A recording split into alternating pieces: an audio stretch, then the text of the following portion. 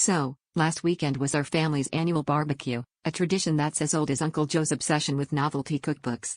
This year, he was particularly excited about his latest culinary invention, something he called stealth burgers.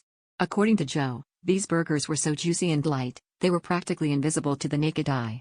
Now, we've all heard tales of Joe's culinary escapades, from bacon-wrapped asparagus popsicles to spaghetti-infused meatloaf, but this invisible claim was a new one.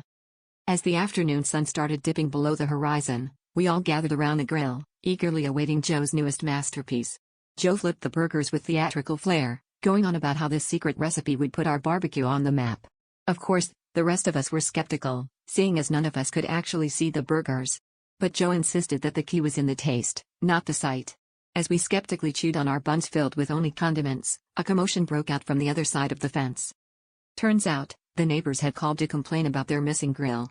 Apparently, their grill had vanished into thin air right before their annual cookout, and they were certain we had something to do with it. That was when we noticed Joe struggling to flip the stealth burgers on what seemed to be thin air. Reality hit us like a sizzle on a hot griddle. Joe's invisible grill was very much real and very much borrowed without permission. It seemed Joe was the only one who couldn't see it, and we all had a good laugh at his expense. In an attempt to smooth things over, we invited our baffled neighbors over for a burger-less barbecue. As we all enjoyed a makeshift meal of hot dogs and potato salad, Joe sheepishly apologized, admitting that maybe he should have left the culinary wizardry to the professionals. The neighbors took it in stride, joking about how they'd never seen anything like it, literally. And that's when Uncle Joe, ever the jovial spirit, quipped with a grin, "Well, I guess my burgers were really out of sight this year."